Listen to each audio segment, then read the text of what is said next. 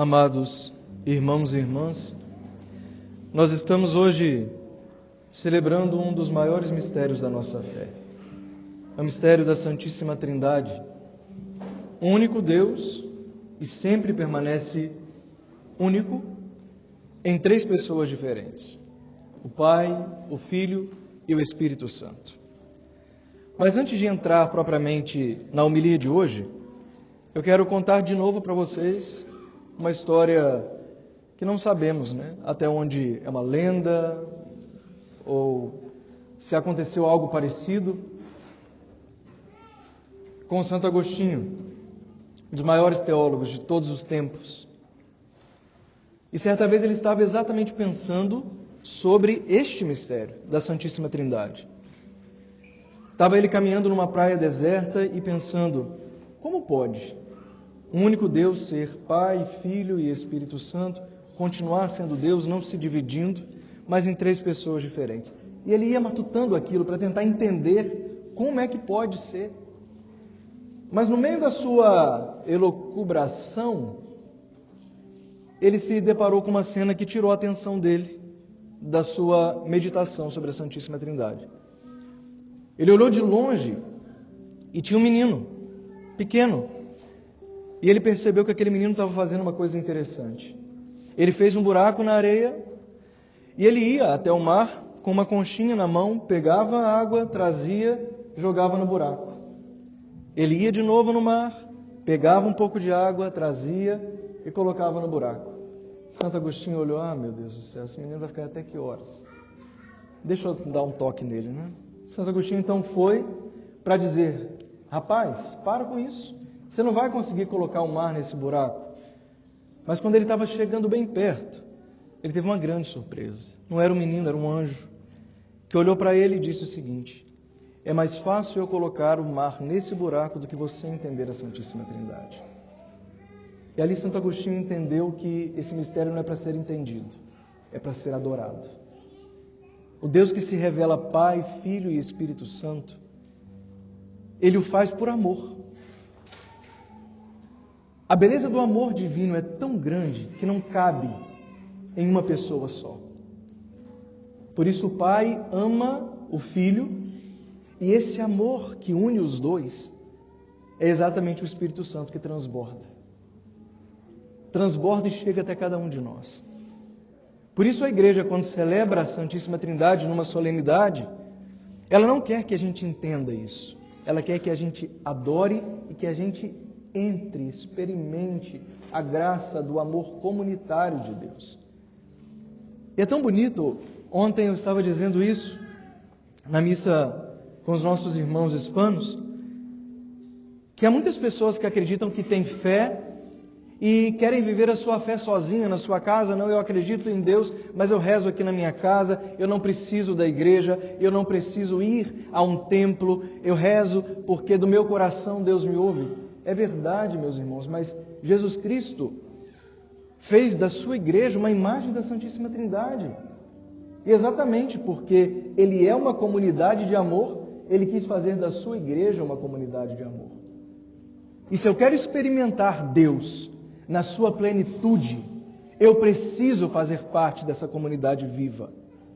Eu preciso entrar na comunidade para experimentar o amor verdadeiro. Porque o que é o amor verdadeiro? E a gente já está cansado de bater nessa tecla. Amor verdadeiro é doação de vida, não é sentimento.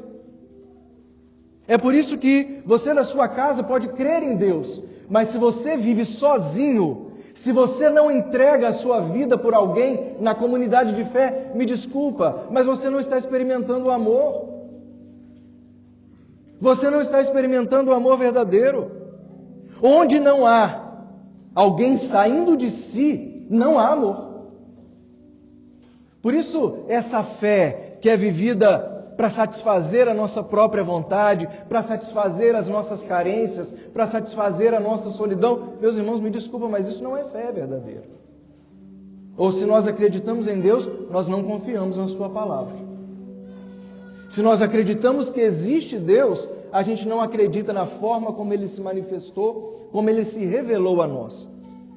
Porque Ele se revelou a nós comunidade de amor. E a gente está falando não só que Deus nos ensinou a amar. A gente não está falando que Ele nos ensinou como amar. A gente não está dizendo só que Ele nos mandou amar. A gente está dizendo que Deus é o amor. Nós estamos indo à essência divina. E olha que bonito, acho que eu já partilhei isso com vocês uma vez também. Eu encontrei certa vez uma entrevista em que havia uma mulher africana e ela estava dizendo exatamente sobre a palavra amor. Ela estava falando da educação das crianças, né? E a relação entre pais e filhos. E ela dizia o seguinte: no dialeto da minha tribo, na África, a palavra amor é o conjunto de duas palavras. A primeira é conhecer, conhecimento, e a segunda é essência. E ela dizia: alguém só é capaz de dizer que te ama se aquela pessoa conhece a sua essência. E ela estava dizendo da loucura que hoje a gente está vivendo, no mundo em que os pais necessitam sentir-se amados pelos filhos. E ficam o tempo todo: você ama papai? Você ama mamãe? Né? E se o filho não diz que ama, fica aquele vazio, aquele desespero. Ah, meu filho não me ama.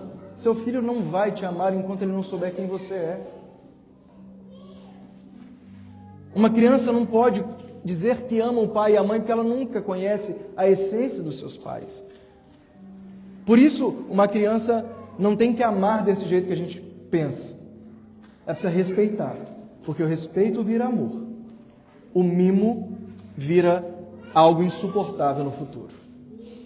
Fazer a vontade de alguém para se sentir amado, meus irmãos, é matar aquilo que nós somos e é condenarmos alguém a nunca ser quem ele deveria ser.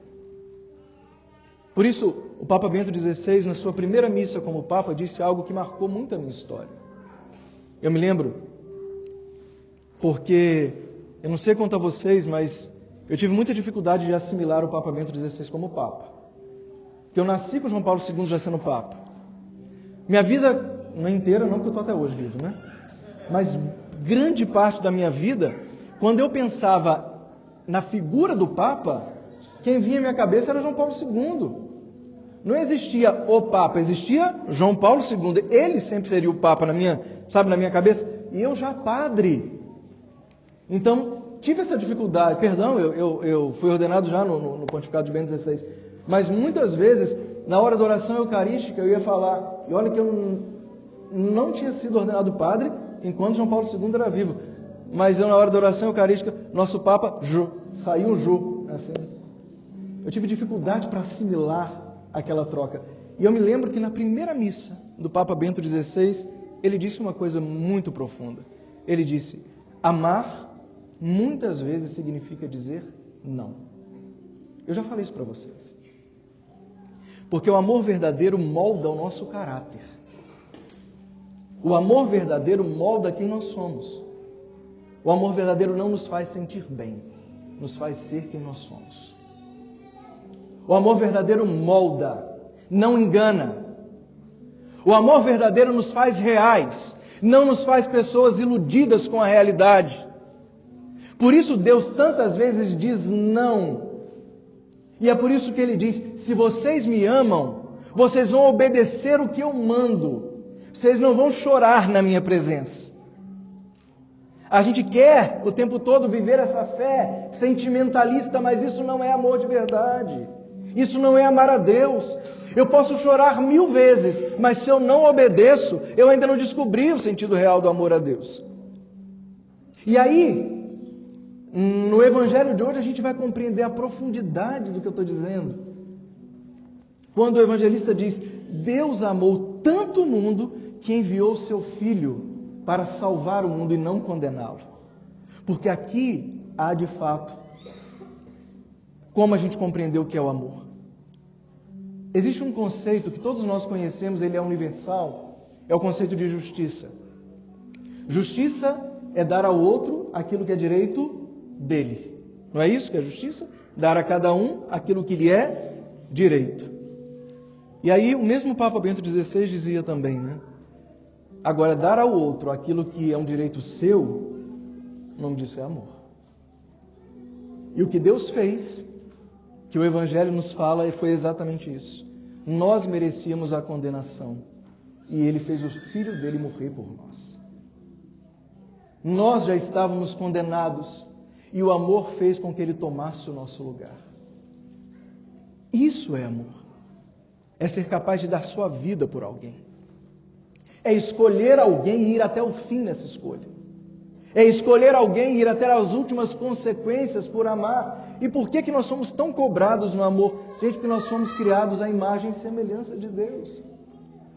Nós fomos criados para o amor. Nós fomos criados para amar. Nós fomos feitos como um retrato do amor divino. Não é possível compreender o homem sem falar do amor e sem viver o amor. E eu me recordo exatamente disso. Dom Alano Maria Pena, arcebispo emérito de Niterói, ele dizia isso, ele falando da Santíssima Trindade, ele falava, aquilo é um bolo de amor tão grande e o que importa é a gente saber que a gente foi feito nesse mesmo bolo aí, ó. Sabe? É igual um gato de luz, né? Aqui nos Estados Unidos a gente nem sabe o que é isso, mas todo mundo que veio do Brasil lembra como é que é, né? Você olha para o poste, o embolo é tão grande, você não sabe de onde a energia está vindo, para onde é que está indo, você só sabe que todo mundo tem luz em casa. A nossa criação, nós somos exatamente isso. A gente saiu do meio do bolo do amor divino. A gente saiu exatamente do meio do gato do amor de Deus, sabe? A gente não sabe de onde está vindo o amor, a gente só sabe que precisa transbordar esse mesmo amor. A gente nunca consegue entender o amor de Deus, e o amor não se explica, ele simplesmente é vivido. A gente não consegue justificar porque a gente ama. A gente escolhe e vai até o fim. Isso é o que a igreja quer celebrar hoje conosco. A nossa capacidade de amar e de amar a todos. A nossa capacidade de não escolher a quem devemos amar. A nossa capacidade de não nos fecharmos num grupo com aqueles de quem nós gostamos. Porque amar quem a gente gosta é fácil. Escolher quem é agradável é muito fácil. Agora, amar as pedras que estão no nosso sapato é complicado. Amar os espinhos da nossa carne é muito difícil. E é por isso que Deus é muito preciso na sua palavra. Ele não nos obriga a gostar de ninguém, mas Ele nos manda amar todos. Eu não tenho obrigação de gostar de ninguém, mas eu tenho que amar todos, porque eu sou o reflexo da Trindade que habita o meu coração. Você tem que amar todos, porque você foi criado nesse amor. Você foi criado nessa semelhança à essência divina. Meus irmãos, e que tristeza a gente perceber que no mundo de hoje a gente tem tanta comunicação, mas ao mesmo tempo tem tanta gente isolada. A gente tem tantas maneiras de se comunicar, mas parece que a gente está cada dia mais longe de tudo e de todos.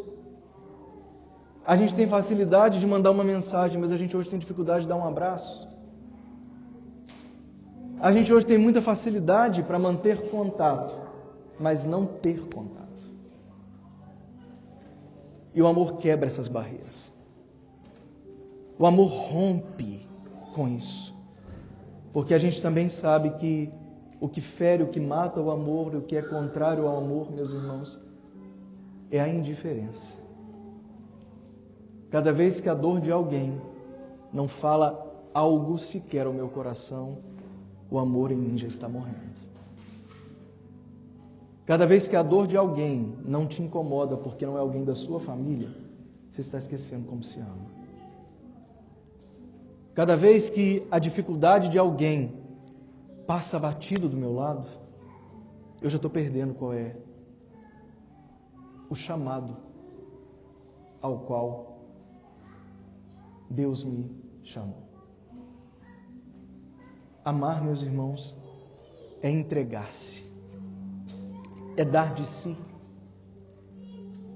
E aí, cada uma das pessoas da Santíssima Trindade nos dá uma grande lição de amor, de entrega, de esvaziamento.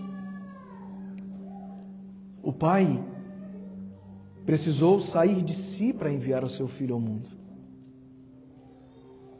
Vocês acham que foi bom para Ele colocar Jesus na cruz por nossa causa? Será que alguém ousaria dizer que o Pai teve prazer em ver seu Filho morrer? Em ter que silenciar naquele momento, em que Cristo sabia que só o Pai estava com Ele, mas rezava o salmo que externava o que passava no seu coração: meu Deus, por que me abandonaste?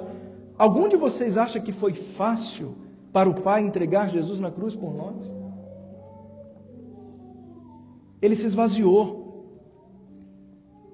Ele deixou todo o seu poder, toda a sua glória por causa de nós.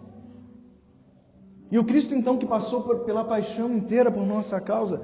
Aliás, a gente não precisa nem se perguntar se Cristo queria aquilo, porque Ele deixou muito claro no Horto das Oliveiras: Ele não queria a cruz. Ele não queria a cruz. A cruz foi por nós, Ele só aceitou por amor. Ele falou para o Pai: Pai, se é possível, afasta de mim esse cálice. Mas se essa é a única maneira de que eles sejam salvos, eu abraço, eu acolho por amor. Jesus escolheu. Jesus nos escolheu. A cruz foi uma escolha, não foi uma consequência. A cruz foi uma escolha amorosa. Não foi algo que foi inevitável pelo que Ele pregou, porque Ele foi um revolucionário. Não confundam Jesus Cristo nunca com esse tipo de coisa. A cruz foi a escolha do amor. A cruz foi o preço pago por um Deus que nos ama e que nos ama até o fim. O Espírito Santo esvazia-se ao não ter uma missão própria. Se eu perguntar para vocês, qual é a missão do Espírito Santo, gente? Ninguém fala nada, né? Porque não existe uma missão do Espírito Santo. Ele continua a missão do Filho de salvar. Ele é a alma da igreja. Ele nos santifica todos os dias. Ele é o continuador. Ah, mas então o Espírito Santo não tem nada? Gente, na verdade, as três pessoas estão unidas. E tudo que uma faz, a outra também faz. O Pai, o Filho e o Espírito Santo criaram tudo. O Pai, o Filho e o Espírito Santo nos santificam. A única obra que é de uma pessoa exclusiva foi a redenção. Porque a encarnação, só a pessoa do Verbo Divino, Jesus Cristo, viveu. Todas as outras obras são obras da Santíssima Trindade. Toda vez que eu oro, eu entro nesse mistério. Toda vez que eu adoro, eu entro nesse mistério. Toda vez que eu ajudo alguém que precisa, eu entro nesse mistério. Toda vez que eu saio de mim para falar uma palavra de bênção para alguém, eu estou entrando nesse mistério. Cada vez que eu amo, cada vez que eu obedeço a Deus, eu faço comunhão com Ele. E é lógico, fazendo comunhão com o Senhor, eu preciso fazer comunhão também com o corpo que Ele deixou aqui neste mundo, como extensão da sua glória, como extensão do seu amor. É a igreja. Ou eu estou no corpo, ou eu perco a graça. Eu posso amar ilusoriamente. Eu posso dizer que eu creio, mas se eu não obedeço, eu estou vivendo só uma ilusão. Eu não estou vivendo de fé. Que a Santíssima Trindade nos conduza neste mundo e um dia nos faça habitar no seu seio divino na eternidade. Amém.